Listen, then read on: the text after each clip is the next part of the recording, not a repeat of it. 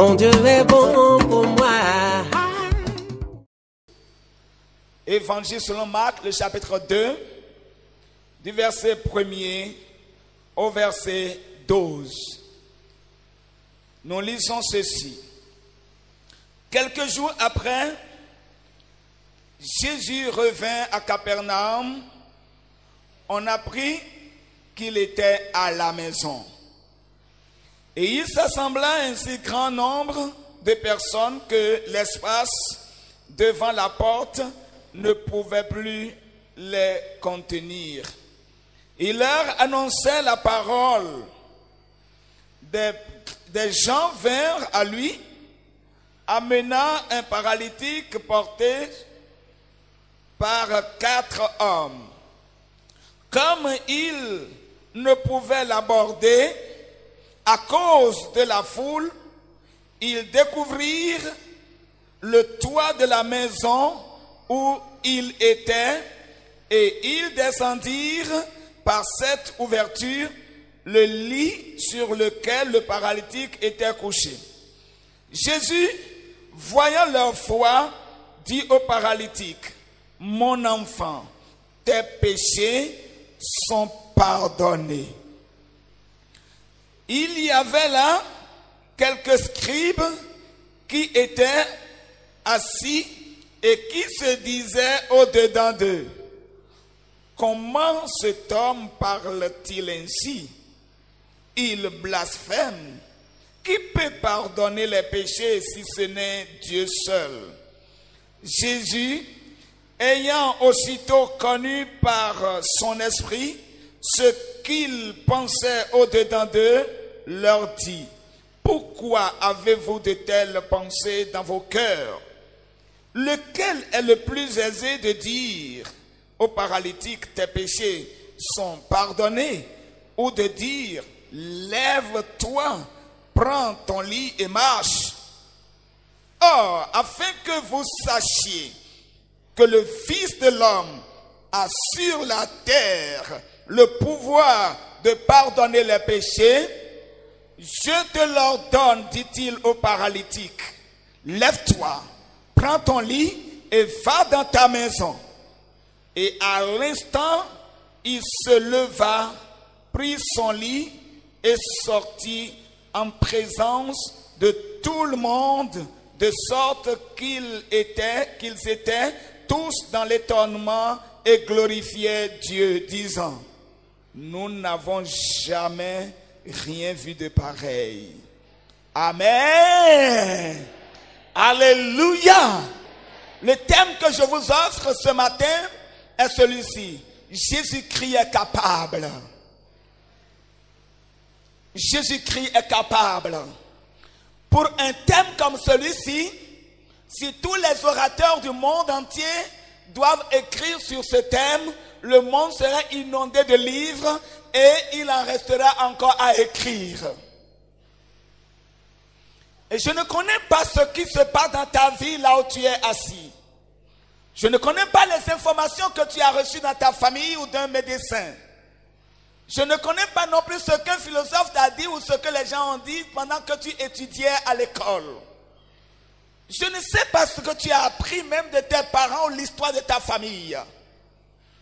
Je ne connais pas ce qui se passe dans ta santé, ce qui se passe dans la santé de ta famille, ce qui se passe dans ta santé économique, dans ta santé morale, je ne sais pas.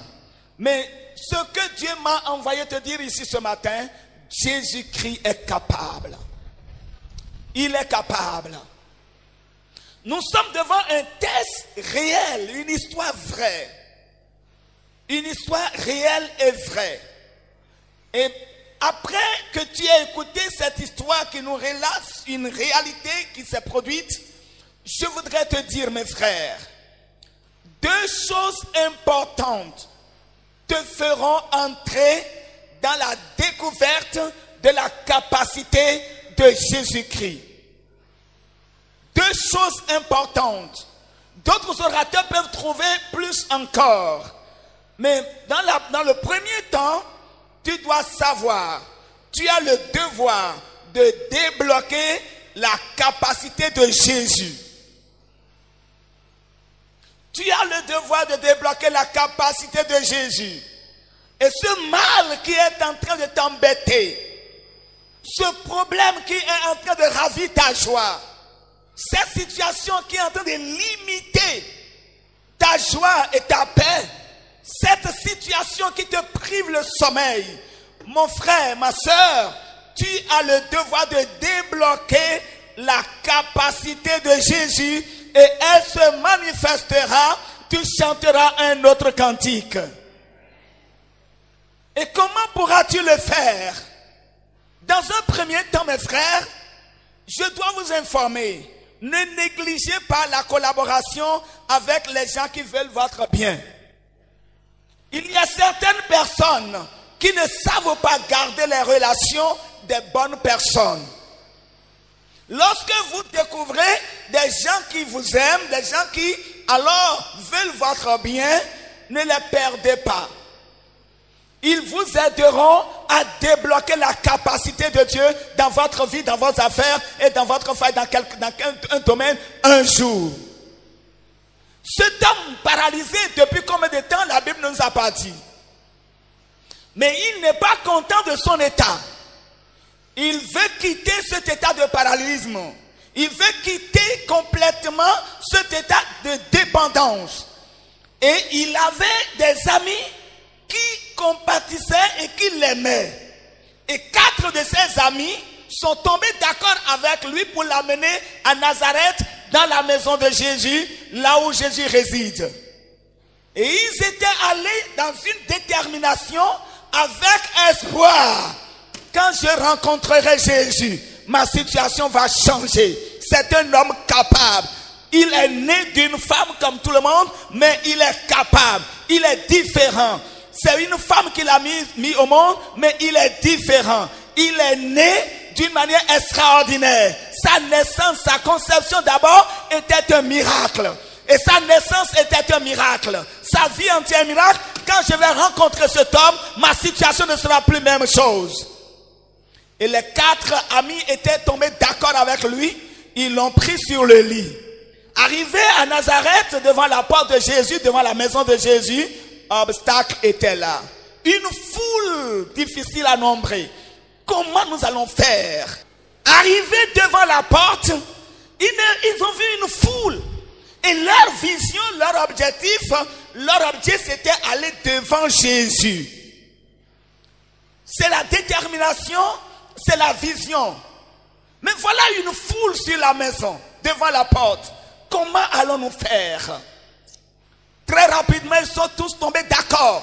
Et les amis qui l'ont porté, les 4 amis qui l'ont porté jusque-là, étaient d'accord avec la foi de cet homme.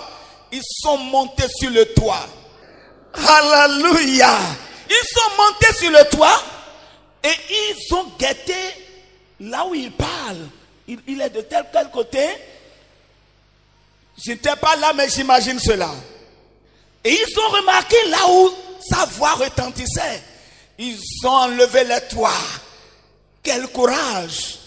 Ils ont enlevé, la maison ne leur appartenait pas. Ils n'ont pas peur de ce que le propriétaire de la maison va dire. Ils ont un but qu'ils poursuivent.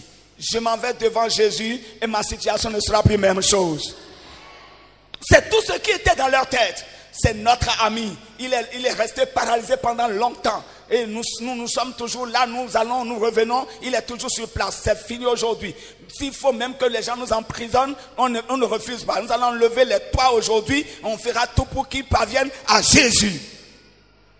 Et dans leur résolution, ils ont enlevé quelques feuilles de tôle. Ils sont restés sur le toit, certainement attachés des cordes.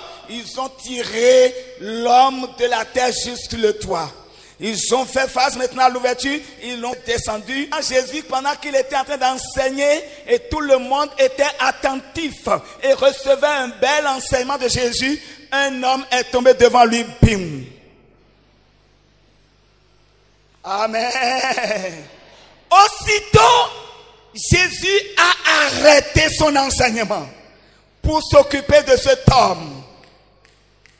Je ne connais pas dans quel état tu es venu ici, mais je dois te dire, n'abandonne pas les amis qui t'aiment et qui sont en collaboration avec toi, qui portent les fardeaux avec toi, ne leur fais pas d'eau. Dieu va les utiliser pour que ta situation soit changée un jour. N'abandonne pas les amis qui t'aiment. Ne les abandonne pas. Ne néglige pas la collaboration. Elle est importante. Et la deuxième chose que nous voyons rapidement dans la vie de cet homme, c'est sa foi et le courage. La foi et le courage. Un acte de foi te fera voir la capacité de Jésus-Christ. Il est capable. Tout pouvoir lui appartient. Lorsque cet homme alors est venu devant Jésus, la première chose que Jésus va lui dire, pendant que cet homme n'a même pas encore dit de sa bouche, pardonne-moi, guéris-moi, il n'a rien dit, Jésus a déjà fait la lecture de sa foi, la lecture de son courage et va lui dire, mon enfant, que tes péchés te soient pardonnés. Alléluia. Et je me pose la question, mais pourquoi Jésus s'est attaqué d'abord au péché? Et je me rappelle qu'il y a un autre malade qui l'a guéri et il lui a dit, va, mais ne pêche plus. Et je découvre qu'il y a certaines maladies qui viennent dans nos vies à cause d'un péché. Et lorsque le péché est pardonné, la porte est ouverte pour la guérison. Et maintenant, la capacité de Dieu pour te guérir est venue vers toi. La capacité de Dieu pour donner solution à ton problème est venue vers toi. La capacité de Dieu pour changer quelque chose dans ta tête est venue. La capacité de Dieu pour redonner la vigueur à ceux qui étaient paralysés, cette capacité est venue vers toi ce matin. Jésus est capable. Il est capable. Quand il a dit à ce paralytique, tes péchés sont pardonnés, les ennemis humains. Vous savez, il y a des ennemis humains. Il y a des ennemis humains, ce n'est pas Satan seul qui est ennemi. Nous disons Satan est ennemi, mais Satan prête le corps de certaines personnes et ceux-là collaborent avec le diable. Ils ne veulent pas voir le bien de leur prochain.